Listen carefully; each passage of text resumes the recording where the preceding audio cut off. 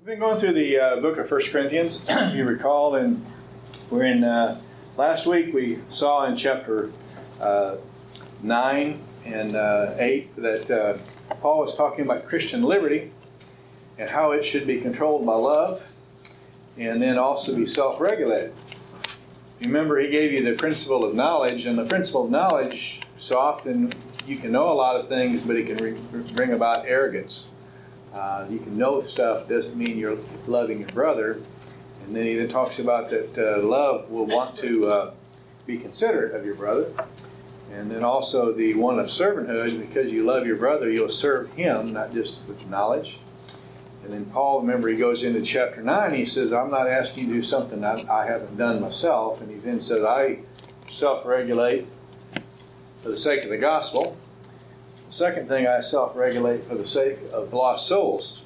If it means if I'm around Jews, I'll abide by the Jewish law. If I'm with the Gentiles, I'll abide by things that will not be offensive to them.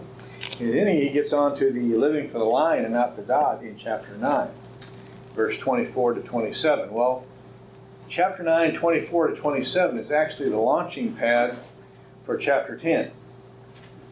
So quite often what happens is, you remember the chapters and verses were added after the letter came out. And so sometimes where we make our divisions is not exactly the best place to put a division. So today I like to think about Paul's picking up, and he's wanting basically in chapter 9 and then from chapter 10 verse 13, running lawfully and purposefully. How many of us are running lawfully and purposely? I told you before, when Will was running, so often people would be running for track and cross country, but they weren't running for the purpose of winning. And actually, if you remember, according to 1 Corinthians, we're running against ourselves. And the important thing is not that we're running against each other. We are to be the best that we can be, and that's important for anything. So I want us to look at running lawfully and purposely. First of all, look in chapter 9, 24 through 27. Notice purposefully is in verse 24 and verse 26. And this is coming from Paul when he looks at the Iconium Games, which is every 2 years outside of Corinth. And he can see these people preparing for the race. Do you not know that those who run a race all run, but only one receives the prize? Run in such a way that you may win. Okay? So how many of us are in a race? All of us. And how many of us are running to win? Or how many of us are just running to look good? Have you ever wondered when you see some of them that are out running?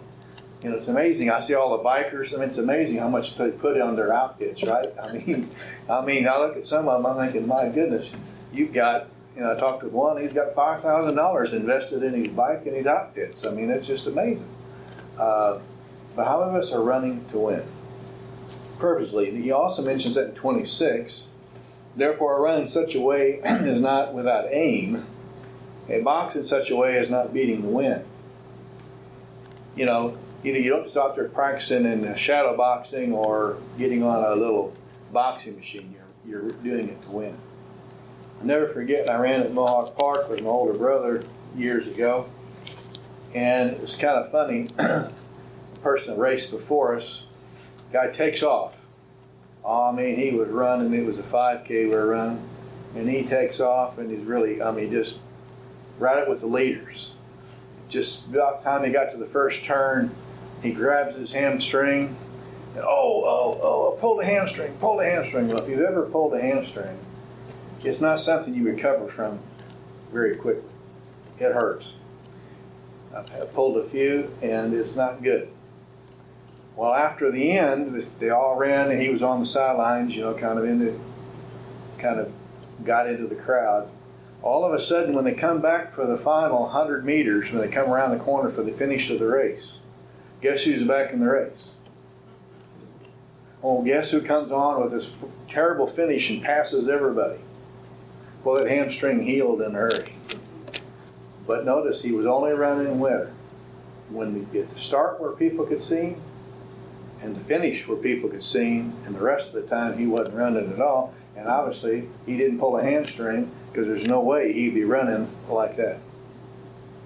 So, but how many of us, by the way, if it was a real race, do you think he would have been disqualified? Yes. He didn't run 2.9 miles. He ran 0.2 miles. Okay, so notice we have to run purposely. Notice, I think in 25, not just purposely, but permanent. And everyone competes in a game, exercises self-control in all things. They then do it to receive a perishable crown, but we an imperishable. Again, that's why I talked about the line or the dot.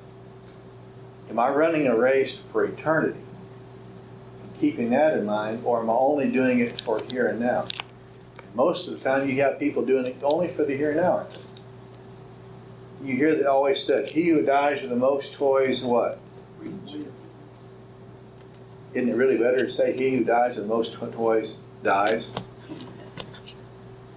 Because those toys go to who? To somebody else. He didn't take those toys with him.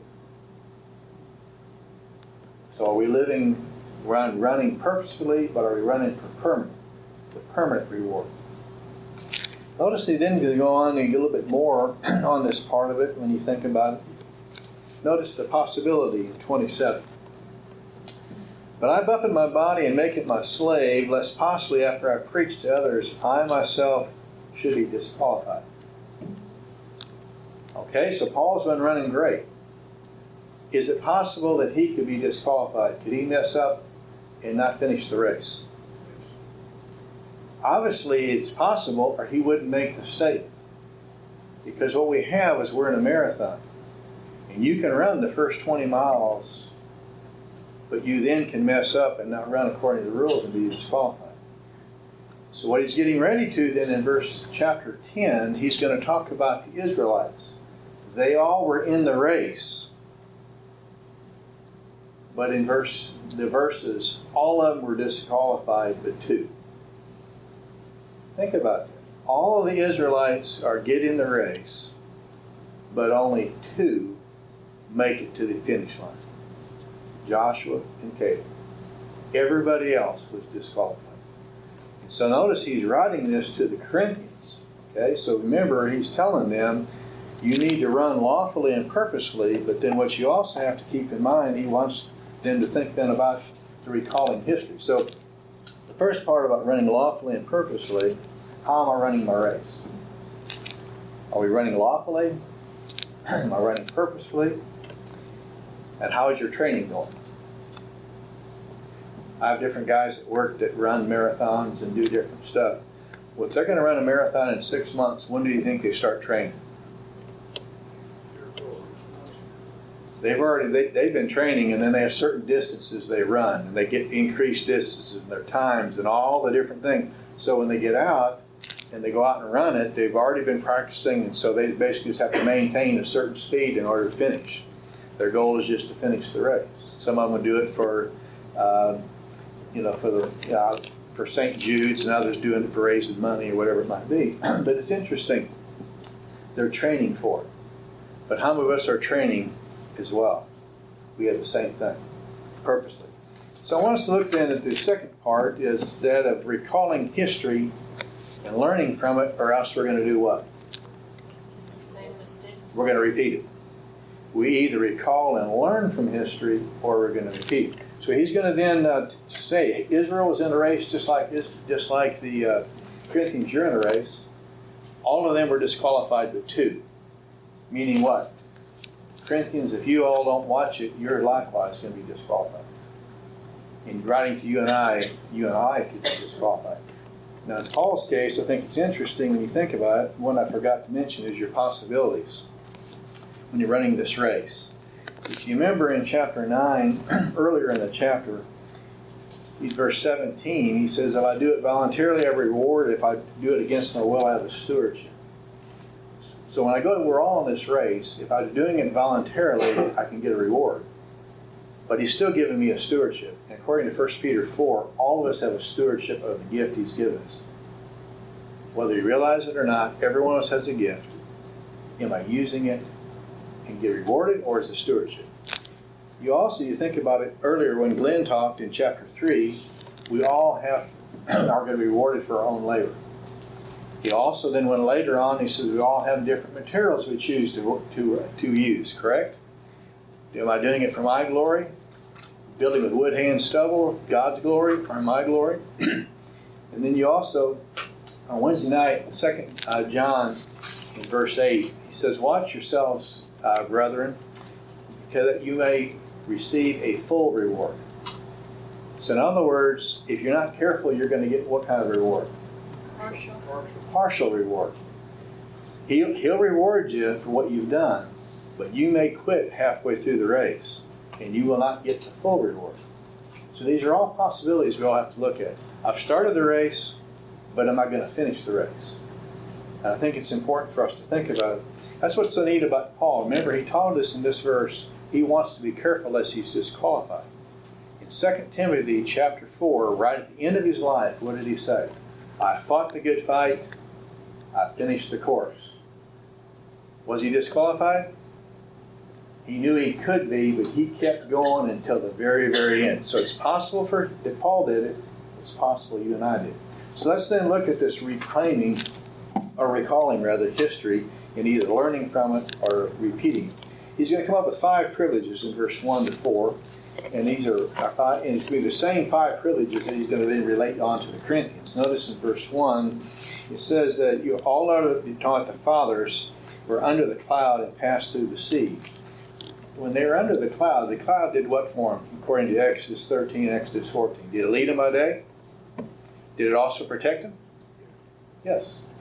Okay. Did the Corinthians, do they have guidance? Do they have protection? According to Galatians 1, or Luke 1, and then also in 1 Peter 5, the Holy Spirit also gives us guidance. It also protects us. When he passed through the sea, if you remember, miraculously they went through the sea, and what happened in Exodus chapter 14, what happened to the Egyptians? They drowned. Corinthians, were they given salvation? And according to Hebrews 2, they're also passed through the sea. You and I have too. All were baptized into Moses. You notice in verse 2, all were baptized into Moses in the cloud and the sea as their spiritual leader. According to 1 Corinthians 12 and verse 13, it says, what all of you have been baptized, whether born or free, into one body, into Christ. They were baptized. You all Corinthians were baptized. All these privileges. Notice, and then goes on, he says, you all ate of the same spiritual food. Think about it, Exodus 16:4. What spiritual food were they given? The Israelites. Manna. Yeah. Came from heaven, right? And what did they do? Grumble. They grumbled because they wanted food from what? Egypt.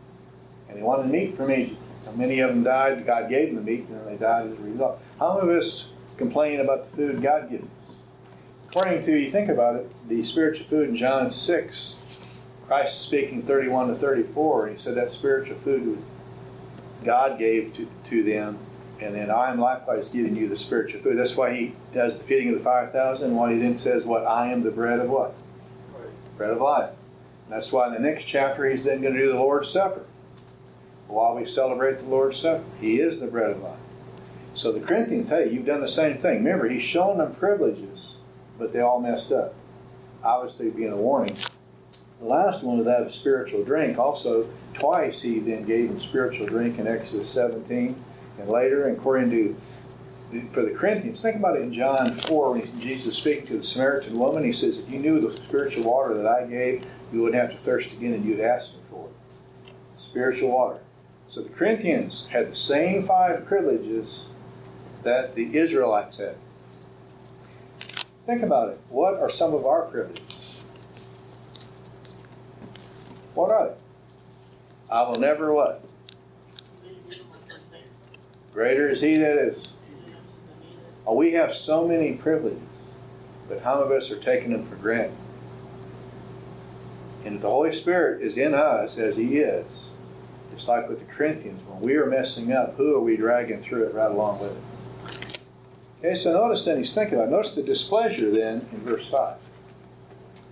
Nevertheless, with most of them, God was not well pleased, for they are laid low in the wilderness. You know, with Christ's view, They have responsibilities and privileges, the Corinthians do. They were not well pleased, and God killed all those that were of age because they would not walk by faith. Only 2 did. Corinthians, you have all these privileges, but just because I haven't disciplined you yet, realize doesn't mean it's not coming. So think about it when you have this. Notice the purpose then. I think it's interesting twice in verse 6 and in verse 11. Why is Paul writing about this? Notice it says, now these things happened as what? Examples. Go down to verse 11. Now these happened to them as... So in other words, if this could happen to the Israelites and all their privileges, Corinthians, it could what? Happen to you. Let's just jump over one chapter. When we get to the Lord's Supper, and notice I want you to look at something. What does it say in verse 30? If you do not take it correctly. For this reason, many of you are weak, sick, and a number sleep. What happened to the Israelites? Many of them died in the wilderness because they would not listen and take heed. Corinthians, what's happening to a lot of you? Some of you are sick, some of you are weak, and some of you have even died. Okay, and I think what happens, if that can happen to them, why is Paul writing it? Can it happen to you and I? So I think it's important for us to recognize it can happen to you and I too. What happens is none of us, one of the things we have to keep on, we don't want to be a Job friend where we turn around and every time something happens we try to say it's sin in their life. That's not our place. But one thing we have to recognize for every one of us, when we are sick or different things are happening, we need to turn and say, Lord, is there something in my life that I need to look at and correct? Because maybe you're trying to get my attention, and if I don't, other things worse can happen. And that's something that only you can decide between you and the Lord. We don't play Holy Spirit in somebody else's life, but we need to look. And there certainly can be times, I know in my life and others I'm sure too, can testify when you really seek to Him and say, realize, okay, I get it, I remember I have a wrecked car because the car became my idol.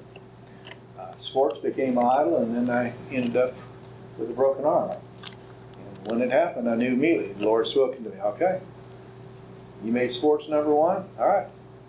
You're not in sports anymore. Okay, Lord, I got the message. Nobody else heard the voice, but I did. And so I think it's important. It can happen to any one of us. So notice then the punishment, chapter 10, verse 6, and then down to chapter 10 and verse 10. Notice it says these different things. We should not crave evil things as they also craved. If you remember, in Numbers 11, they were wanting meat, and they craved it, and then God then punished them. The Corinthians, according to chapter 8, what happens? In Paul, remember, he said, if meat causes my brother to stumble on it, never eat meat again, and they cared more about what? Their own appetite in eating the meat. They didn't care about their brother. What about idolatry? Look at the next one. And do not be idolaters. Some of them were. As they then written, the people sat down to eat and drink and stood up to play. They had idolatry. Notice in chapter 10, verse 14. What does he tell the Corinthians? Therefore, my beloved, flee from idolatry. Did the Corinthians have trouble with idolatry? According to 1 John chapter 5 and verse 21, how does Paul end John end 1 John? Little children, guard yourself from idols. Every Christian can have trouble with idolatry. Anything that takes the place of God. That can be a house, it can be a car, it can be a job, it can be, some people just, all they're different, the way they look, they can make that their idol. Anything that takes the place of God. And so I think it's important, all of us can have trouble with idolatry. Every one. Notice in the next one then in verse 8, that's not with immorality as some of them did, and 23,000 fell in one day. If you remember in Numbers 25, when they had it, they then had idolatry, and according to 1 Corinthians 5, and then 1 Corinthians also chapter 6, the Corinthians had trouble with idolatry, and part of the ancient worship of those days, immorality was part of the worship. So in the Corinthians, what was happening, part of them were thinking, okay, we can separate physical from spiritual. So we can then separate it, and spiritual is over here, and that's part with God. Hey, physical, that's separate. We can do whatever we want to do. And we can be part of this idolatry, and we can do part of the immorality, part of our society. I'll never forget when I was at India the very first time, and I was talking to one of them. They says, "Oh no, when even as Christians, when we're married, when our wife has a child for the first month, then afterward we can go have relations outside of marriage." No. That's not what Scripture teaches. But it's amazing in different parts of the world, just some of the way they can change stuff and can make it legal. But notice they had a problem with immorality, and we certainly do. And you have different parts of immorality. You can have physical adultery, you can have mental adultery, and you can have spiritual adultery. All three are possible for a believer. Notice the next one. I think this is one that may get us more in verse 9. "Nor let us try the Lord as some of them did, destroyed by the serpents." When you get in Numbers 24, they started questioning God's plan and His purpose. Any of us ever question God's plan and purpose for your life? Something goes on and you don't understand why. And you want Him to explain it to your satisfaction, right? Lord, when you can explain it and I agree with you, then you can do it. But until you agree and show it to me, don't do it. And I think what happens is His plan is so much bigger than all of it. Stop and think about that just for a second with Joseph. Did Joseph understand his plan when he was sold into slavery? No. And it was years later when he said, "You meant it for harm, but God what?" Because he could see it later, God's plan. The same is true for us. We may never see the plan. We could have a car break down and all of a sudden God's keeping us from an accident. We could have a car break down so that we then could witness to somebody. There's so many different things that we don't know and we may never know. But notice when you think about it, we have to be very, very careful about questioning God's plan. The Corinthians did it in 1 Corinthians 1. You remember they were talking about when Paul says, "I came to this simple gospel," and they wanted philosophy and they wanted all these great orators like they were used to. They were questioning God's plan on how to do things. And all of us at tenants can have problems with tendency of questioning God's plan. And the best, if you don't believe it, how many of us in your life have ever wished, "I wished I was taller. I wished I was skinnier. I wished I was this. I wished I was that." Well, who's the one that allowed your genetics to be the way they are? So many of us question God. And it's best just to accept it and say, okay, I want to be the best that I can be with what I've got.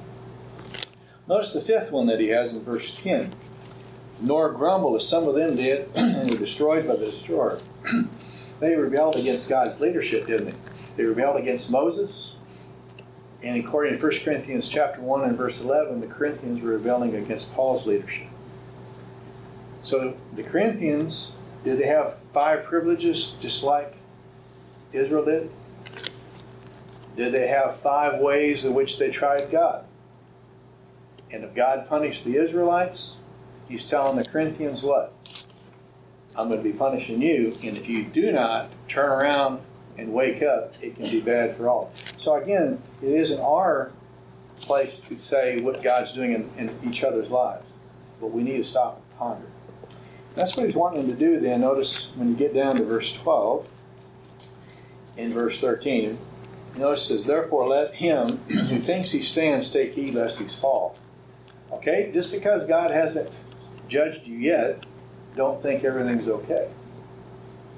God's a gracious God, according to 1 Peter. Would you agree with that? How many of you wish God was the same always in how He dealt with everyone?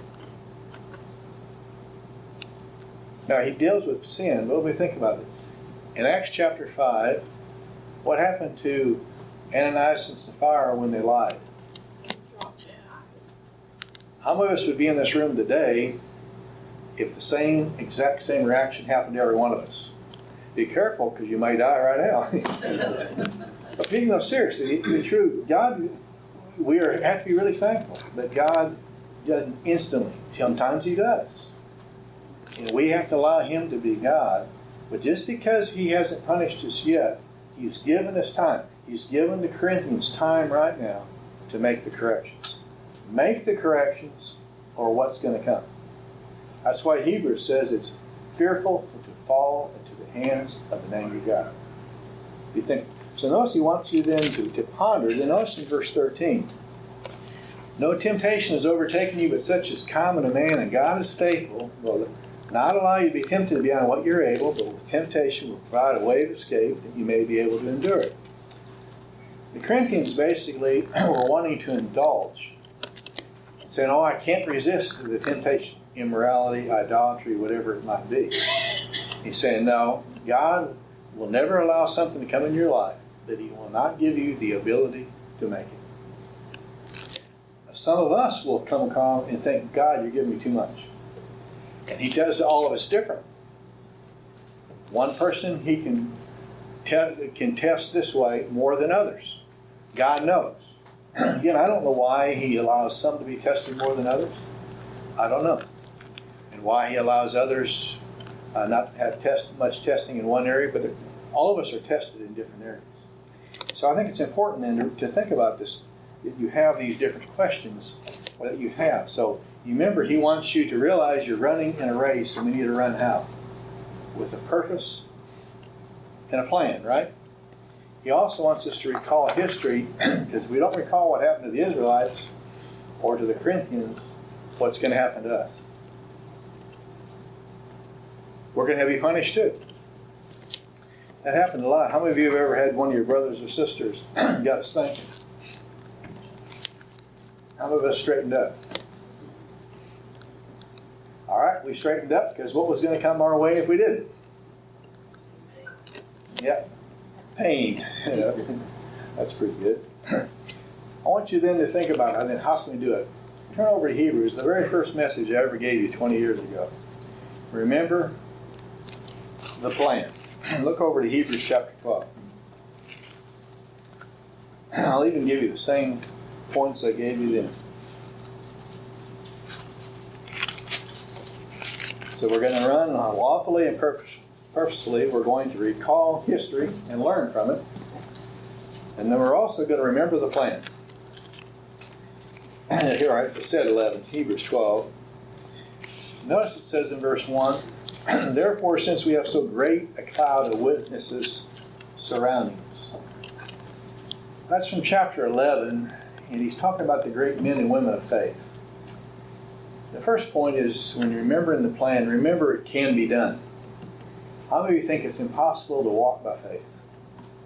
He's showing you in chapter 11 all these men and women before you did it. Some of them had a work of faith. Some of them had to await a faith. Some of them had a worship of faith. All of them had different things, but all of them had to do it by faith. That's why in chapter 11 and verse 6, if you want to please the Lord, you have to walk by faith. Without faith, it's impossible to please. So every one of us is going to be asked to walk by faith, whatever it is. There'll be things in your life you're going to have to do it by faith. Notice the second thing. It said, let us remove every encumbrance. Removing the weights. I'll never forget, I ran the Tulsa Run in 1980, 81. I was running and wanting to do it in under an hour. And one of the most discouraging things is people from Fort Sill, the Army, who was in front of me in full Army boots, and they were ahead of me. And they were sounding off. 1, 2, and they're over. What could they have done if had they taken those boots off? You know? But how many of us are running the race with a bunch of weight on that we don't need on? And we're choosing to carry a bunch of weight that we don't need. Notice the third one, and it says, and the sin, not a sin, the sin that so easily entangles you. In the book of Hebrews, the sin is the sin of disbelief, when God is telling you what to do and you won't do it. With the Israelites, which you have the example in Hebrews, were they supposed to go into the promised land? Yes. And they looked by sight and their senses and said, we can't go in because of what? They would not walk by faith, and Joshua and Caleb both says, yes, we can with God's help. How many of us will not do things because we lack faith, and that the lack of faith is entangling us and keeping us from doing what God wants us to do? We have to remove, get rid of this entanglement. Reject it. And that's going to happen how often? How often is Satan going to bring that doubt to you? You whip it today, and it'll be there tomorrow. Constantly bring it up. Notice the next one. And let us run with endurance the race that is set before us. Run relentlessly. The word there for race, what Greek word do you think that is? Seriously, what word? Let me just give you the equivalent letter for letter. A-G-O-N-A.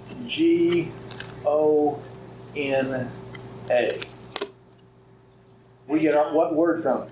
Agony. So what kind of race are we in? It is a marathon, a lifelong race. It is agony.